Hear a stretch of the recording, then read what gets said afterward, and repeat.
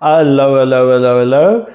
So let's continue from where we dropped off. Election interference, 2024 November US election. I just had a drink of water. I was so thirsty, I'm a coffee addict, so I drank about 6, maybe 8 cups of coffee this morning. I just like coffee. Coffee is so tasty. I just drink it black. I used to drink it with like milk. I drank it with sugar. I drank it only with milk at one stage. At one stage, I mixed it with condensed milk. For a short while, I mixed it with evaporated milk. At one stage, I drank butter coffee. Butter coffee, by the way, really hits the spot. But overwhelmingly, I just drink black coffee. It's just my fuel in the morning. Like something in my body seriously wrong when I wake up and I don't have my coffee. That's like my morning routine. I have to watch my news. I usually watch DW, Deutsche Welle, Al Jazeera and France 24. At the moment, I'm just watching France 24.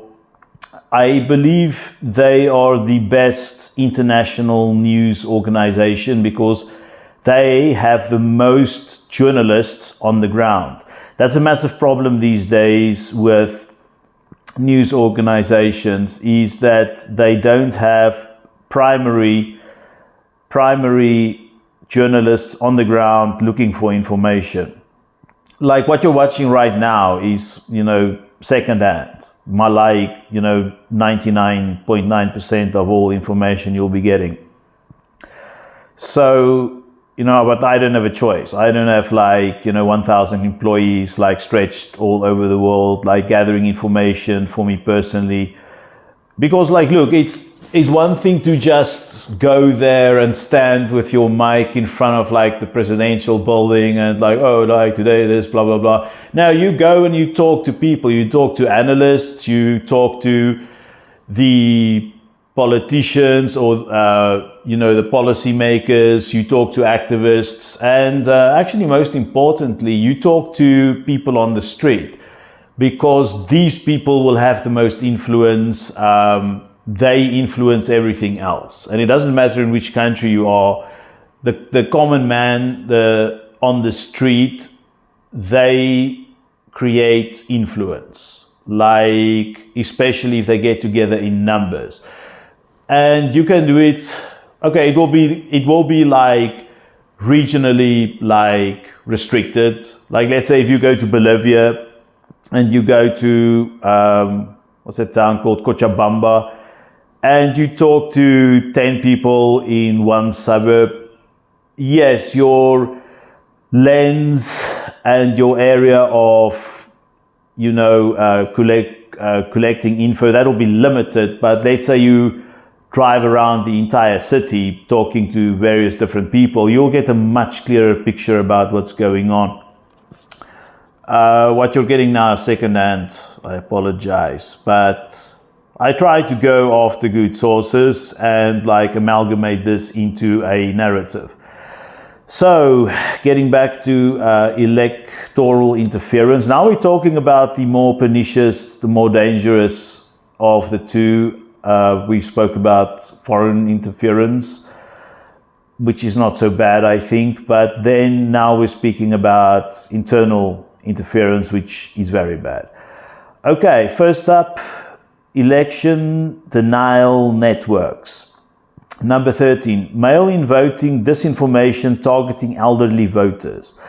From July to October 2024, social media influencers circulated unfounded claims that Democratic-leaning mail-in ballots would be destroyed in transit by biased postal workers.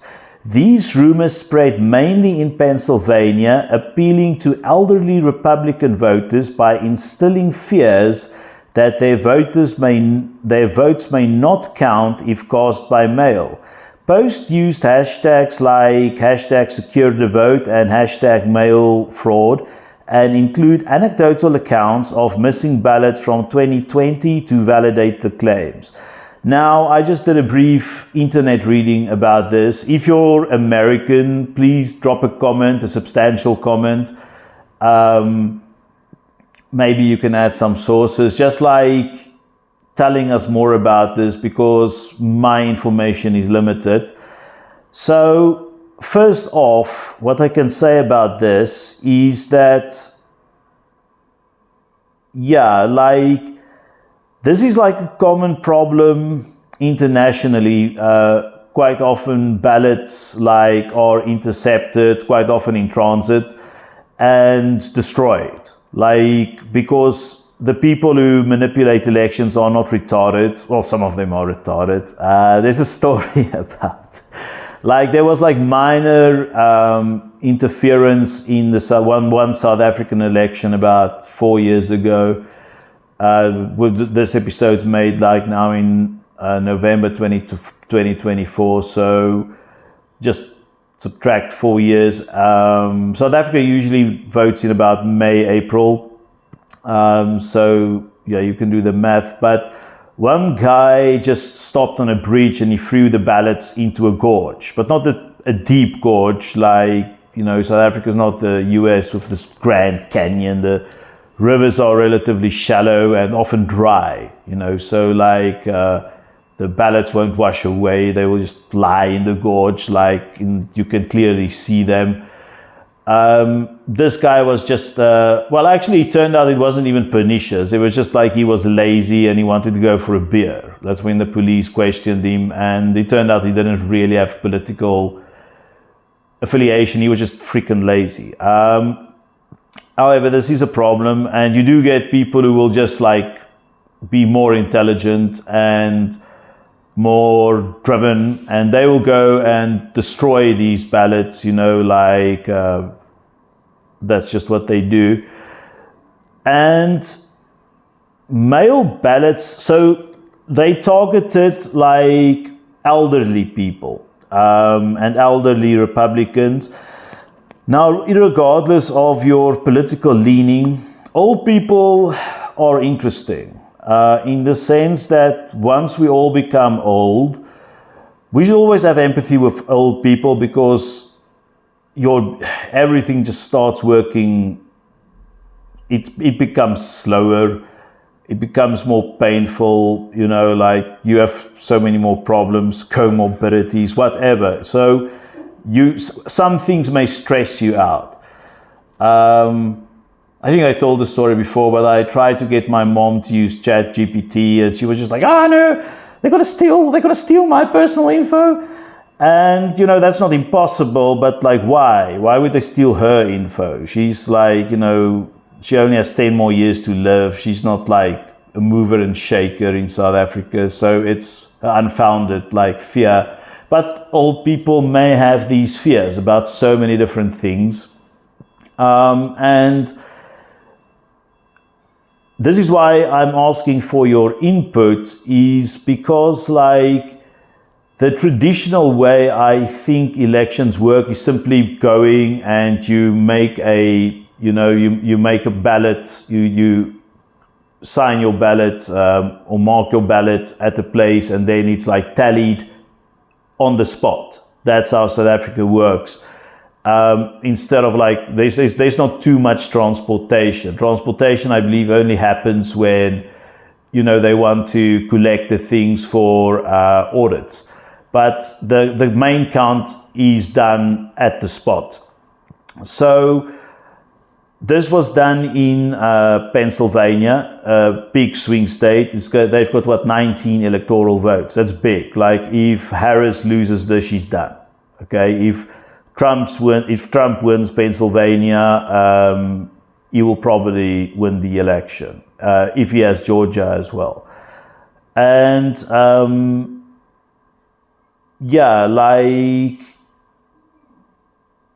now, because they're old and they quite often they don't have they've got wheelchairs or walking chairs, and they can't drive, so they have to mail. and now suddenly, you fear your ballot may be lost. And yeah, these hashtags, social media influencers, some of them are good, especially if it's people who like promote, let's say, the consumption of more fruit and vegetables, or how to quit smoking, or how to start a business without money, like, not if it's like a Ponzi scheme, but I mean like how to start a nice hustle that's legal. These people are great influencers, but then you get influencers who just thrive, whether they paid or not. They just thrive on causing chaos and seeing the world burn. And this is what they have done between July and October 2024. Proof. July 15th, Reuters, July 15th, 2024. NBC News, September the 8th, 2024. Politico, October the 3rd, 2024. Number 14. False claims of voting machine rigging in Georgia. In September 2024, election denial networks circulated rumors that voting machines in Georgia were pre-rigged to produce pro-democratic outcomes. The claims alleged that specific machines were tampered with by liberal tech insiders, though no evidence was found. This campaign particularly targeted conservative-leaning media outlets, creating mistrust in election integrity before any votes were cast. So, yeah, like a machine is difficult to tamper with, because many of these machines are very old. Now, often you would think newer is better. That's simply not true. You can go and buy a freaking iPhone, okay, or the newest Samsung or whatever tickles your fancy. It's not like 20 years ago where you had the Nokia 3310, and this thing I had one of those, by the way, fantastic phone. These things are, destruction proof, they're indestructible. And you can have this thing for years. I had mine for years. And the only reason, now and then I had to change the battery, but you can drop it from a big distance, without the cell phone cover, and it will work. What quite often happened is the battery would come loose. So when something I'm not a physics expert, but when something shatters like that, it actually absorbs some of the shock. So it's good that the battery come out. Why do cell phones nowadays don't have detachable batteries? So clearly the Nokia, I know it wasn't a smartphone, it was very simplistic, but it's a better phone from the point of a consumer product that's going to deliver a quality service, which is going to perform its core base function over an extended period of time, thereby alleviating you from the need of buying new products. Things are built these days to break down. Actually, not even these days. It's an old concept. Edward Bernays, by the way, was the nephew of Sigmund Freud. Now, I know Sigmund Freud, a lot of his stuff is just nonsense, but Sigmund Freud can be characterized as one of the godfathers of psychology, and this was refined by Carl Jung. Now, one of Carl Jung's nephews was called Edward Bernays, and Edward Bernays essentially was one of the fathers of marketing. And he was approached, he made a lot of money, by the way. He was approached by industrialists, captains of industry in the US, it was in the 20s or the 30s, and they had a problem. people would not buy their products. And the reason for that is these old American products like the Model T Ford would not break down. And because of this, they couldn't make money. Like, yeah, they could sell some spare parts, but they couldn't sell new models. So Bernays just told them, make the things more sexy, give them like a marketable appeal, you know, like so that like customers will have a desire to buy them, so that you can sell more product. And also make them to ensure this, make sure that the old ones break down, so you need to buy a new one. Now, what does this have to do with like voting machines? These old computers are less likely to break than, let's say, your newest Elovo thing standing there, you know, and cool, it's running Windows 11, but like it will break because it's so complicated. These old machines are simple, and it's simple to maintain, and it's simple to do an audit. You know, if like fraud is suspected, you can do an audit. So they have done it so many times in so many countries, so many places, like trying to discredit like voting machines. Voting machines make very few mistakes. So, you know, just like some, you know, this attempt's obviously very opportunistic. You know, let's see if we can fool people. Sources: Reuters, July the 15th, 2024.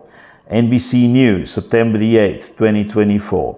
Politico, October the 3rd, 2024. Once again, sorry for all these dates, but the title of this video is Misinformation and Disinformation. And we live in such a ridiculous time that you have to kind of like cover your bases. Like people will come out, there will be comments about this video like, oh yeah, but blah blah blah, and it will come from both left-wing, the fringe, because I don't have a problem with left-wing or right-wing people. I've got a problem with the fringes, because the fringes are usually freaking nuts, and they will accuse me of spreading propaganda myself. So and I can actually get way more sources, by the way. I'm just like putting some sources to show you that, to demonstrate that I'm not like, this isn't creative writing.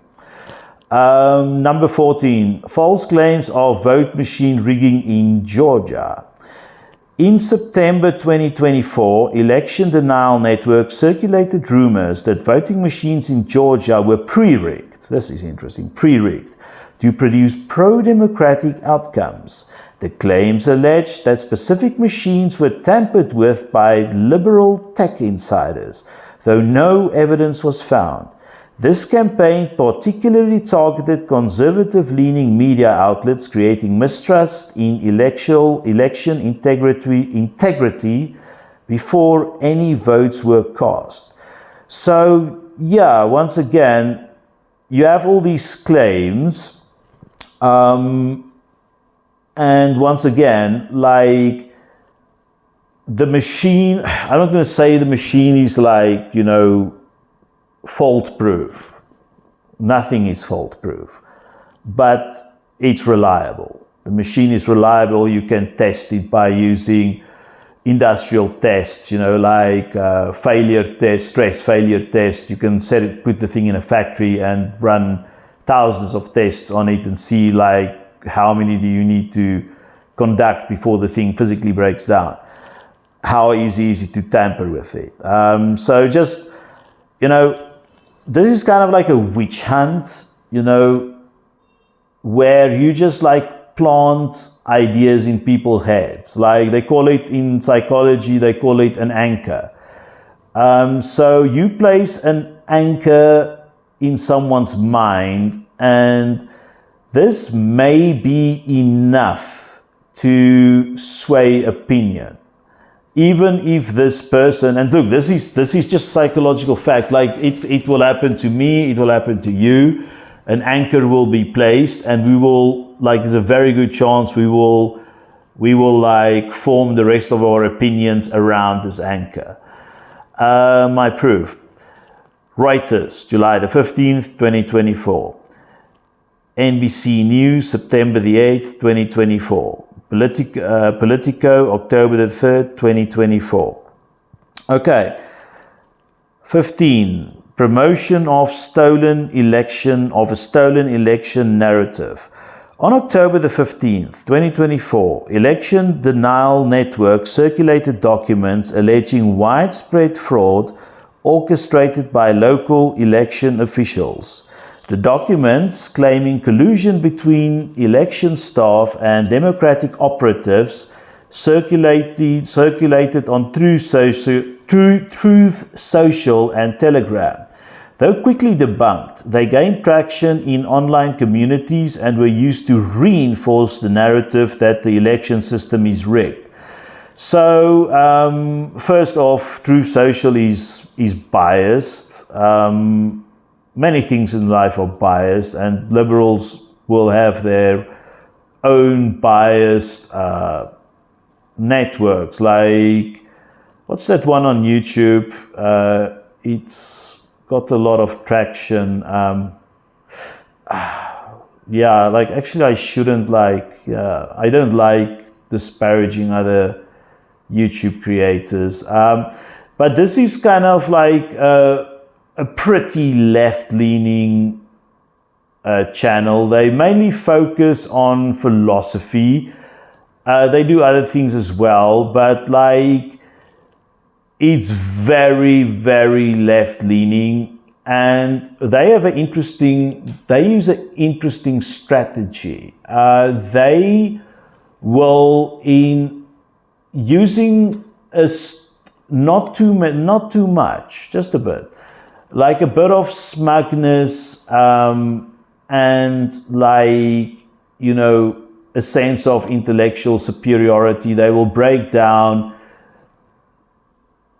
not even just like right-leaning people, just like even centrists, like to paint them as ignorant and so on and so forth. So yeah, Truth Social is the same. You know, it's an echo chamber. Telegram is much more sophisticated. Like Telegram's a pretty cool piece of software. It's ideal for journalists to talk to sources. It's ideal for activists to like spread a message and to also gain information in a safe way.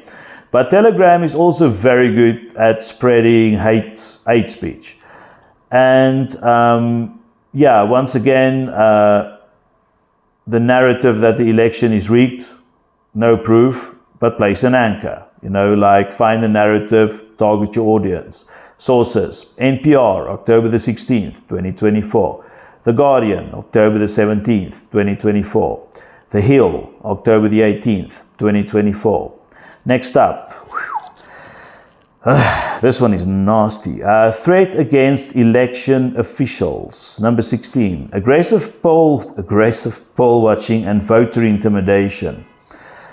Voter intimidation is like pretty common in South Africa. Like they don't play around with the ballots, but in some areas, especially rural areas, they will place some psychological pressure. It happened a lot in Zimbabwe as well. Less playing around with the ballots itself, just placing some psychological pressure on people in areas where you suspect the opposition to like have a strong showing. By October 2024, right-wing influencers encouraged supporters to act as patriots and monitor polling sites in states like Pennsylvania and Arizona. This call resulted in instances of armed individuals showing up at voting centers, intimidating voters, and sometimes challenging them on their eligibility. Reports indicated some voters left polling sites without casting ballots due to the confrontational atmosphere. So, yeah, those of you would have seen it, like these people with like a massive, like leather jackets with a massive flag embroidered on the back, wearing freaking AR, what's that gun, AR-15 guns, you know, like, it's scary, you know, if that guy is like 35 years old or 30, is carrying a gun, and you're like a 55-year-old woman, you know, you will think twice about, you know, what will happen, because you're thinking about, even although your ballot is cast in secret, you're thinking about the next day or the next week. What will happen if you voted in the wrong way? Once again, this was done in Pennsylvania and Arizona. So these so-called patriots are not stupid at all. They know that these states are crucial for election victory, the 7 swing states, hence the effort. Sources: The Washington Post, October the 18th, 2024. ABC News, October the 19th, 2024. NPR, October the 20th, 2024. Next up, doxing and threat against Michigan election officials. I freaking despise people who do doxing. It's such a low blow, you know. It's one thing if you randomly attack me in the street after seeing me emerging from a Starbucks and you recognize me and you shout obscenities at me or throw me with water or pelt me with eggs or push me around or even punch me. That's one thing, but to threaten my family, that's a low blow. That's a super low blow. You know, especially if my children are small. If my children, you know, is like 5 and 10 years old, you know, how dare you? It's really a despicable way of like going after someone. You know, starting in September 2024, personal details of Michigan election officials, including home addresses and family information, were shared online by anonymous accounts on fringe sites. Posts accused the officials of rigging elections and inciting viewers to take action. Several officials received death threats, prompting increased security measures and, in some cases, officials stepping down. So, yeah, you know, like threatening people, this is something, you know, from a movie or, you know, from a Banana Republic, you know, like totally unacceptable. And hopefully the police will be, unless the police are compromised themselves, but I believe not, you know, hopefully the police will crack down on these people and tell them like, look, you know, we traced this call of yours to this house. And we know it's you. And this isn't a warning. We are investigating you now. And not only are we investigating you now, we are speaking to the media at 3 o'clock. We're going to call you out by name. And yeah, we're going to take action against you to make an example. And things like this, like the election is happening very soon. Like it has to be done like in a very speedy fashion. Actually, they should have started doing this like a year ago or six months ago, because these things, you know, the legal system, even if it's like freaking a Nordic country, the legal system takes time. It takes time to kick into action. Sources: USA Today, September the 15th, 2024. CNN, September the 16th, 2024. ABC News, September the 18th, 2024. Next up, restrictive voting policies. Number 18, Texas new absentee ballot ID requirements. By September 2024, Texas enacted stricter absentee ballot ID rules, requiring multiple forms of identification. Critics argued that this would especially impact elderly and minority voters who might lack extensive documentation. Civil rights organizations filed lawsuits claiming the new requirements deterred vulnerable communities from voting by mail. Yeah, I would like to say a lot more about this. I just don't have the info in front of me. I don't know who of you know that guy, John Oliver, a bit left-leaning to my taste. I believe he undermines his own cause. But he had a documentary, not a documentary, a short show about about this, the identification and stuff. So, for example, asking someone for a driver's license is ridiculous beyond comprehension. Like, not everyone drives cars, you know, like I have a driver's license, but you know, there's so many people who don't have driver's licenses who use public transportation. Now and usually, like, think about it, the car is, I don't know what you charge for a car in the US, but a car is an expensive thing. It's got like maintenance, it's got like the licensing fee, you need to pay for petrol, you need to pay for parking. If it's not, you know, you have to pay for parking everywhere you go almost. So of course, these people would just like not get a driver's ID, a driver's license, because they're never going to drive. So this is just a form, this is just like can I call it elegant? No, I can't. This is a sophisticated form of like disenfranchisement, like what they did in the 60s. You know, you disenfranchise someone so they can't vote, because you know you have your what do you call it, like your spectrum of voters, your groups and so on, which is broken up into so many sub-segments, like with the soccer moms and the NASCAR dads, but there are many of them, and you will see, like, for example, you will go and look at a group like, I don't know, like black women, 60 to 70-year-old black women who go to Pentecostal churches, and they may have a certain voting preference. And you will go and see under which, let's say you're a politician and you know these people are going to vote against you. You will go and you will essentially see what can be done, what's the weaknesses of this group, what can be done to like make them not vote.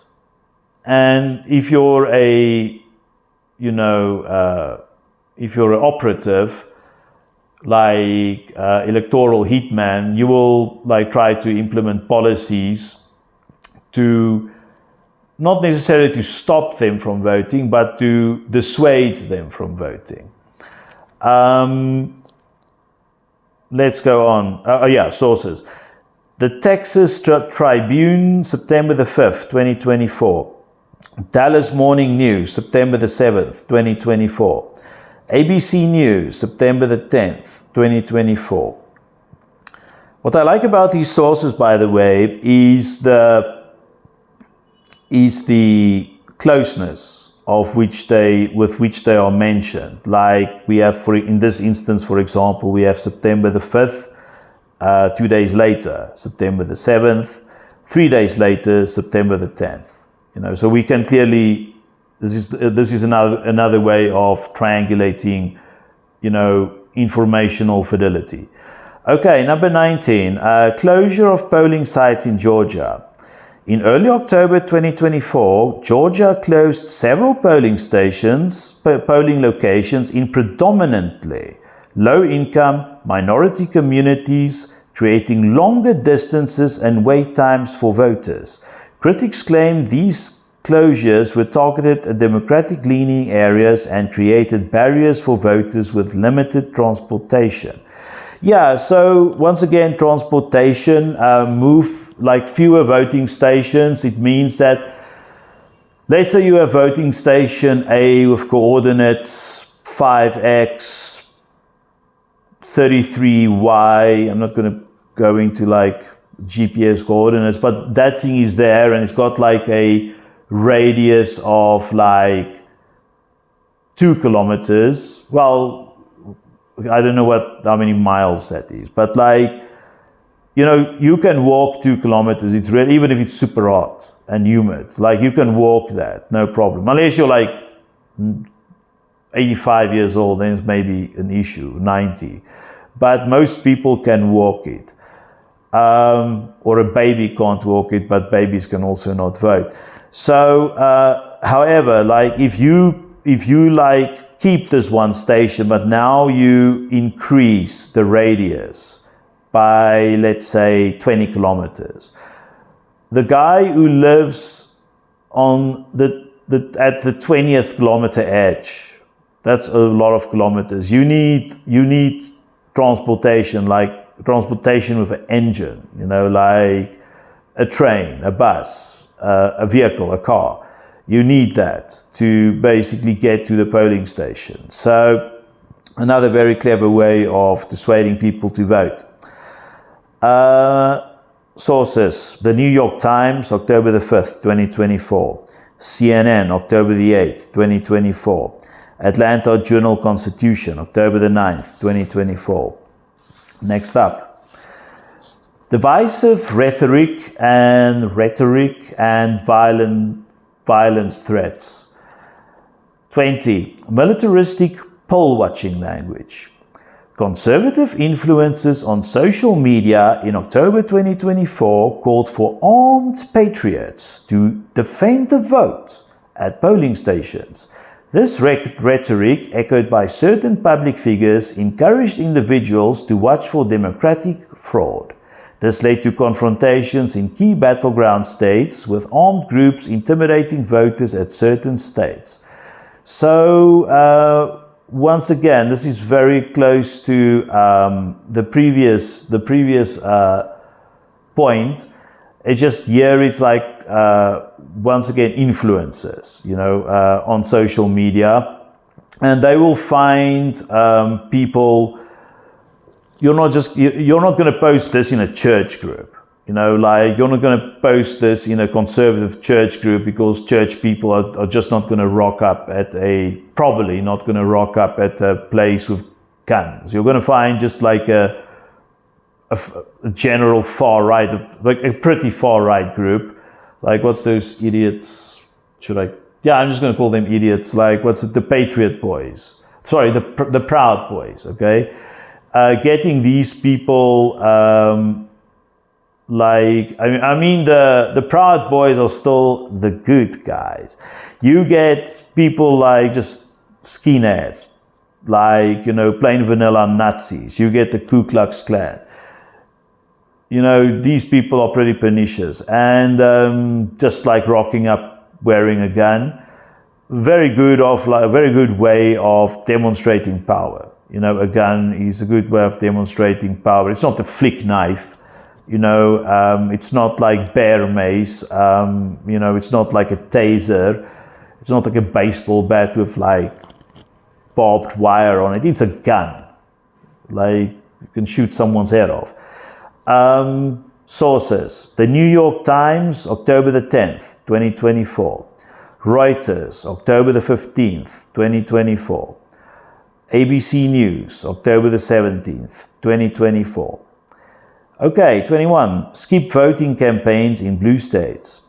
Starting in September the 2024, some grassroots conservative groups encourage skip voting in blue states, promoting abstention as a protest against perceived rigged systems. Posts on Telegram and Truth Social aim to depress conservative turnout in solid blue areas, encouraging voters to sit out races they believed they would have predetermined outcomes. So, this is like a kind of an ingenious way of not getting people to vote. This is also pretty common in the very early stages of election. In any election, that you find. I watched this, was it like a TV drama or a documentary about some election in Mexico in the 80s where the polls came in and it looked like a victory for the opposition, and then they manipulated the incoming polls. They didn't change the ballots, they just manipulated the polls. And then that made the people complacent, you know. And then when you're complacent, when your friends having a barbecue, like, and the delicious smoke is wafting over the fence, and he's got like this big cooler bag full of beer, ice cold beer, and then you're about to go and vote, like you've had your shower and your fancy vote, you're wearing your fancy voting clothes or whatever. Your friend's like, hey, like, don't worry, we're gonna win. Why don't you come and have a barbecue and beer? You're gonna go for the barbecue and beer, okay? Like anyone will.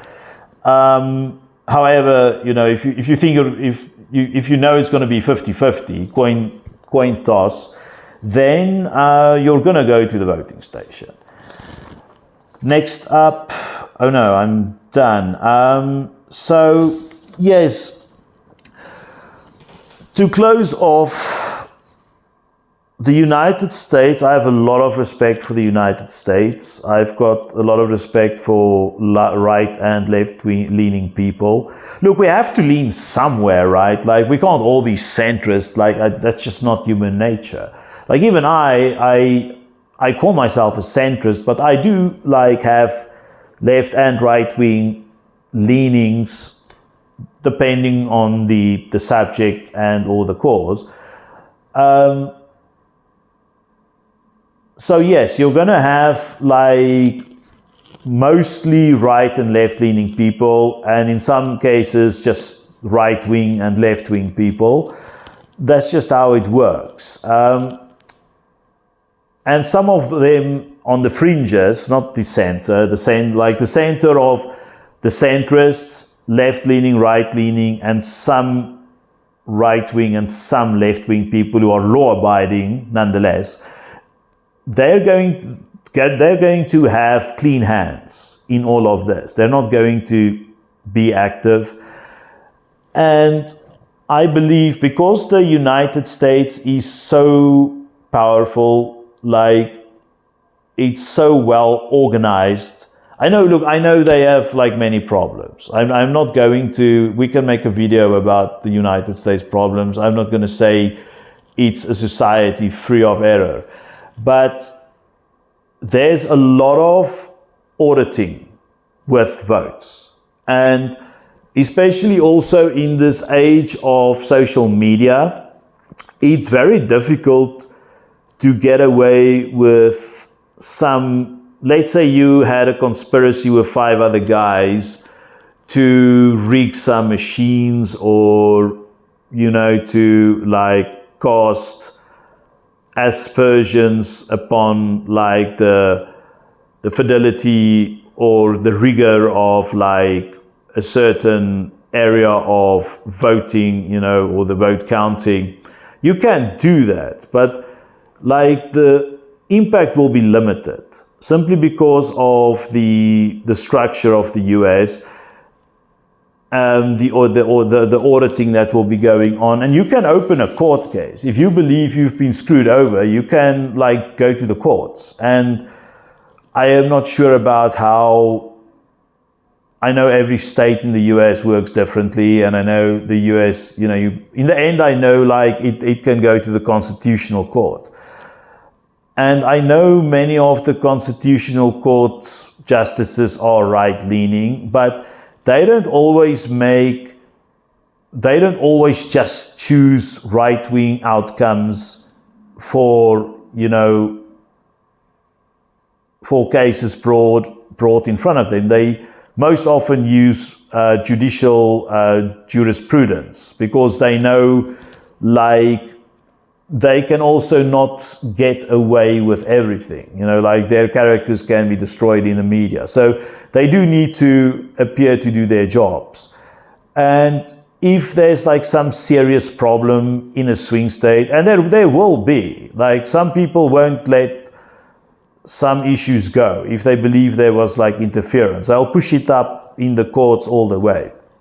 The courts will decide, and the winner, the outcome will be just. So I know Harris is leading like nationally, but that's just not how it works. Like, because of the system, and it comes down to the swing states, like the Electoral College and these votes that will be assigned. That look, I almost think it's fair as well, because like rural voters should be represented. But I think that the main issue will be some hardliners, let's just call them the Ku Klux Klan and Antifa, that whichever way the election goes, like they will reject the result and they may cause some nonsense. Now, the question is just how much nonsense will they cause? Will they create like some massive riot, like what were those guys called? The Weathermen, like in the 60s in, what was it, Chicago or Detroit? The Weathermen was this terrorist organization. They caused a lot of problems. Will it be something like the LA riots? Will it be something like the Oklahoma bombing? We can't say now for sure. I think something like that may happen, but I think the probability is very low. Because I think whoever wins, Trump or Harris, will know. They will need to handle the situation, not necessarily because of the love that resides in their hearts, just because if they turn the US into chaos, it will become part of their legacy. And I think both of them will be concerned about their legacy. And they will quickly, they will like take control of the situation. Biden himself, I think, despite of his like super oldness, you know, and geriatric nature,